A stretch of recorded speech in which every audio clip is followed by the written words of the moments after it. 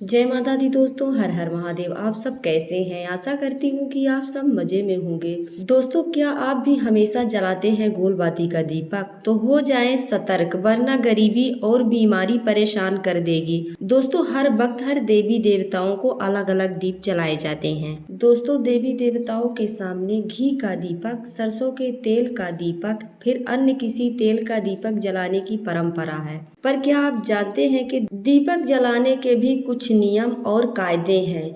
यदि इसका पालन नहीं किया गया है तो यही दीपक घर की बर्बादी का कारण भी बन सकता है। दोस्तों, हिंदू धर्म में दीपक जलाना बेहद ही शुभ और सौभाग्य बढ़ाने वाला माना जाता है। देवी देवताओं के सामने जलाए जाने वाले यह दीपक घर की सुख, समृद्धि और पॉजिटिव एनर्जी भी लाता है। दोस्तों, माना जाता है कि देवी देवता दीपक जलाने से खुश होते हैं और आशीर्वाद देते हैं। यही नहीं, दीपक जलाने से पितर भी खुश होते हैं और परिवार में खुशियों की सौगात का आशीर्वाद देते हैं। माना जाता है कि दीपक जलाने से घर में खुशहाली आती है। देवी देवताओं के सामने घी का दीपक, सरसों तेल का दीपक या अन्य किसी तेल का दीपक जलाने की परंपरा है। क्या आप जानते हैं कि दीपक जलाने के भी कुछ नियम कायदे हैं? यदि इनका पालन नहीं किया गया है तो यही दीपक घर की बर्बादी का कारण भी बन सकता है और कंगाली भी छा सकती है। अगर आप देवी देवताओं के सामने दीपक जला रहे हैं तो इन नियमों का पालन जरूर करें। दोस्तों, अगर आप भी जानना चाहते हैं तो हमारे वीडियो में अंत तक जरूर बने रहें।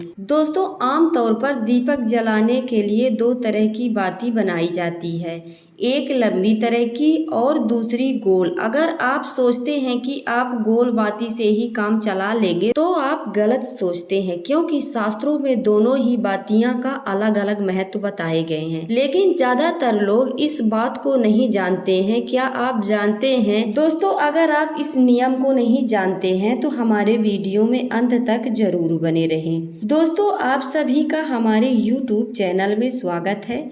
आगे बढ़ने से पहले वीडियो को लाइक और चैनल को सब्सक्राइब जरूर कर लें, जिससे कि भोले बाबा की कृपा आप पर सदैव बनी रहे। तो चलिए दोस्तों, वीडियो में आगे बढ़ते हैं। दोस्तों, नंबर 1, शास्त्रों के मुताबिक यदि आप केवल लंबी बाती का दीपक जलाते हैं तो इस बात का ध्यान रखें कि इस तरह की बाती केवल माँ लक्ष्मी, दुर्गा जी, सरस्वती समेत अन्य देवी देवता की पूजा में जलाई जाती है। वही कुल देवता के पूजा में, जैसे कि आंवला के पेड़ के नीचे ही लंबी बाती का दीपक जलाना चाहिए। माना जाता है कि माँ लक्ष्मी के सामने लंबी बाती का दीपक जलाने से घर में सुख समृद्धि का वास होता है। वही कुल देवता के सामने लंबी बाती का दीपक जलाने से कुल की वृद्धि होती है। यही नहीं, लंबी बाती का दिया जलाने से सुख समृद्धि, धन संपदा, ऐश्वर्य आदि धन संपदा बढ़ता रहता है। कभी भी धन की कमी नहीं होती है। दोस्तों, नंबर 2, अमावस या अन्य किसी दिन पितरों के लिए दीपक जला रहे हैं तो यह भी आपको ध्यान रखना चाहिए कि यह दीपक लंबी बाती वाला ही होना चाहिए। गोल बाती का इस्तेमाल करने से पितर कभी खुश नहीं होते हैं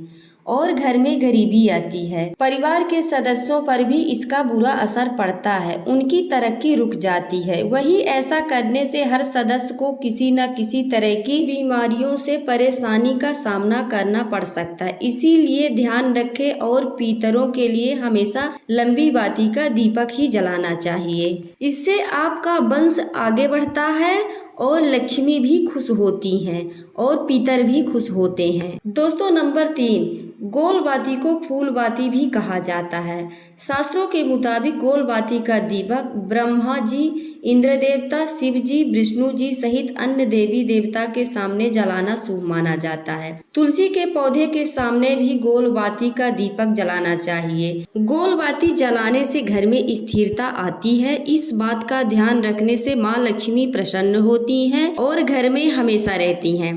इसके अलावा पीपल वृक्ष या बट वृक्ष के सामने गोल बाती का दीपक जलाना चाहिए। इस दौरान भूल कर भी लंबी बाती का दीपक बिल्कुल नहीं जलाना चाहिए। जैसे पीपल वृक्ष की आप पूजा करते हैं या फिर बट वृक्ष की पूजा करते हैं तो गोल बाती का ही दीपक जलाना चाहिए। इससे महादेव की कृपा बनी रहती है और विष्णु भगवान की भी कृपा बनी रहती है। दोस्तों, हमारी जानकारी आप सबको कैसी लगी? यदि अच्छी लगती है तो कमेंट में जरूर बताइएगा। एक नई जानकारी के साथ फिर मिलूंगी। हर हर महादेव।